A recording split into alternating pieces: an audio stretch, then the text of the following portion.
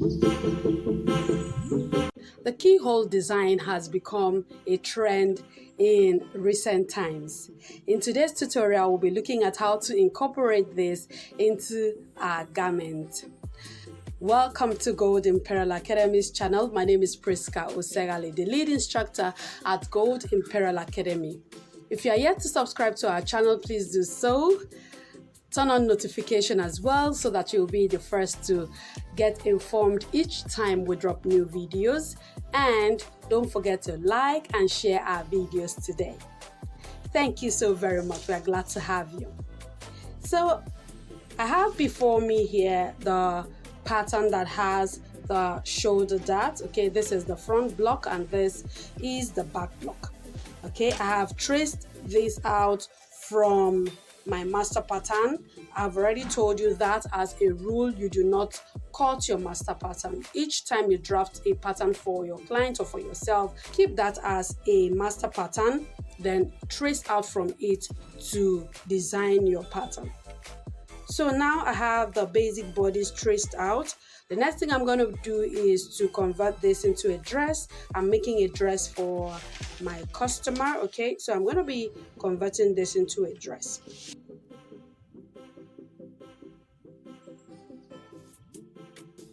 It's going to be a dress that is above the knee length, that is, it's going to be at the raised knee level because I'll be adding some ruffles to make up for the length of the dress. So I have converted this into my short length dress now. Alright, so I'm going to separate my basic bodies at the waistline because I need my bodies to be free so I can work with it. I'm going to separate at the waistline and also separate each pattern so that all I have is the bodies of the front and the back. So here are my patterns. I have separated the bodies from the skirt of the dress. Now I'm going to be focusing on the front of my pattern because that is where my keyhole design is going to be. First of all, you have to decide the design that you want to make. Do you want it to be straight? Do you want it to be a sweetheart neckline? What kind of neckline do you want the lower part to have? That is, when you separate the yoke from the body of the top, what kind of neckline would that have? So for me, I'm going to make this to have a sweetheart neckline. Yes, I'm going to be doing a sweetheart neckline with this, but before I do that, I'm going to contour, close this dart, and also tighten my across chest area. So first of all, I'll be increasing the value of my dart on my shoulder line before I contour. I'll also extend my bust dart and my waist dart to my true bust line.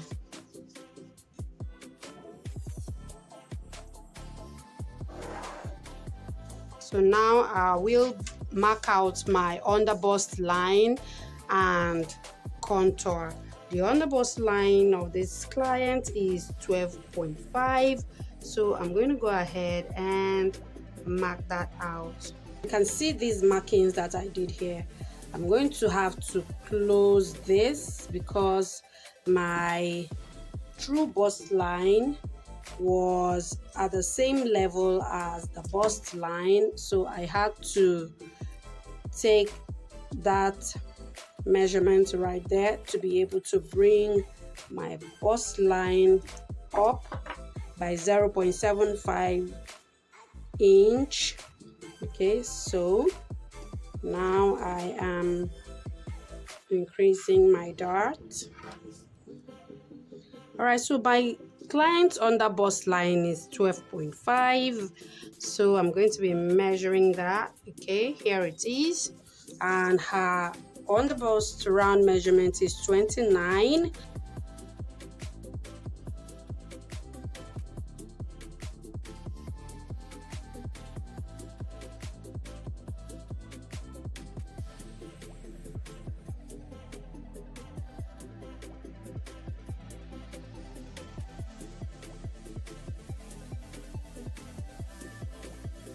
All right, so I have my bodies contoured now.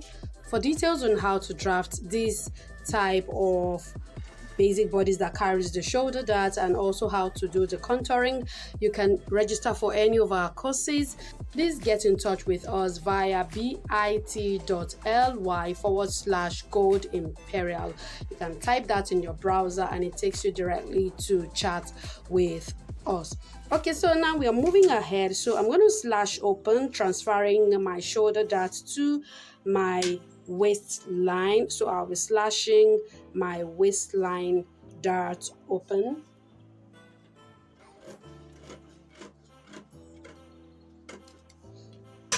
So you slash all the way to the true bust line and then you can close this. Okay.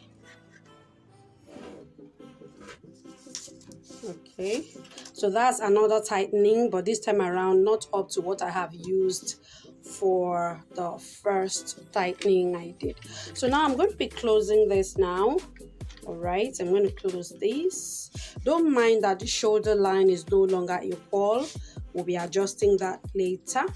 So now I'll be drawing out my neckline. So depending on how you want it, okay, I'll be drawing out my neckline. You can secure this, but because I'll be opening it up later, I won't be securing that. So just draw out your neckline.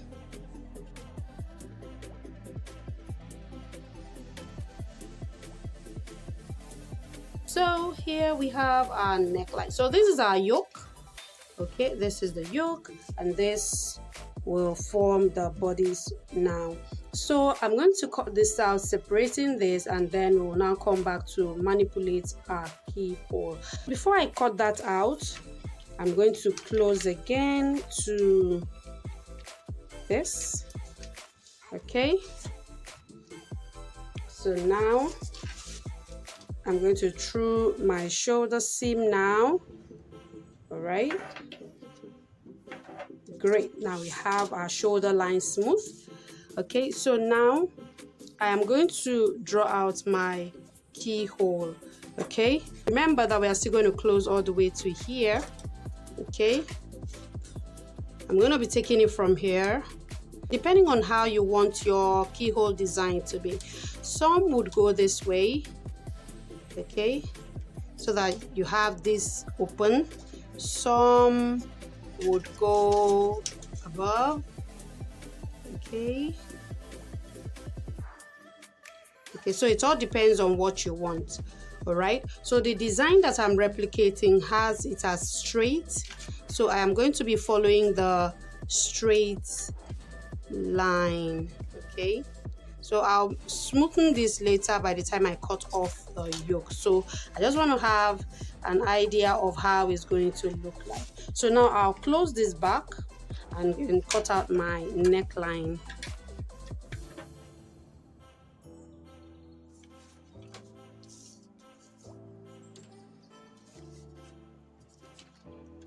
So I can now separate this. So let me keep this aside and then come back to my yoke. And you see, so this was why I had to draw out that line so that it would be easy for me to bring back my yoke. So now we can now draw out. Remember, I already marked where my keyhole is going to be. So remember I said you could take it all the way this way, you could slant it, okay, or you could have it straight, okay, or you could even take it all the way like towards your neckline. The smaller the distance between your base of neckline and your keyhole area is, the more difficult it's going to be for you to be able to turn it with your lining. So you can either use a bias tape to turn it if it's that small. Assuming I'm going to cut it this way, for example, okay, so that means that this distance is too small for me to turn with a lining. So after adding my seam allowance, I'll be able to turn my neckline with a lining, but then I can finish up this edge with a bias tape, or turn here with a lining and finish off my neckline with a bias tape. Hope we understand that. Okay, so we are moving ahead. For the design I'm replicating, it is straight, so I'm just going to go ahead and mark that out, as well as cut off the excess. So you also need to through this point. So now I'm going to go ahead and cut this away. Okay,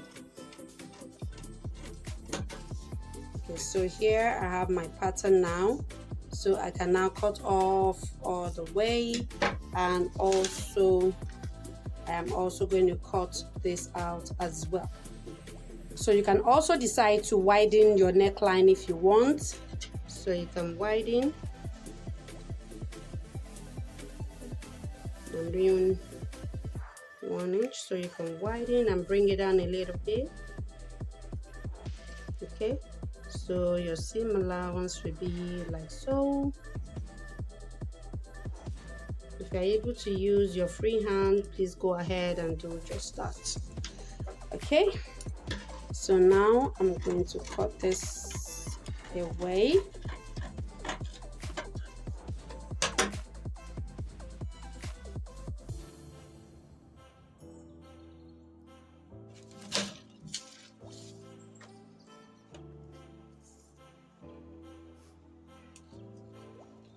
Okay, so by the time I am attaching, it will come this way. Okay, so you can see that keyhole part. So this will form the keyhole while I have my sweetheart neckline right here. Okay, so this is it. Very easy to make, simple to make. So it's gonna come like this. Okay, so this is quite simple, very easy to make.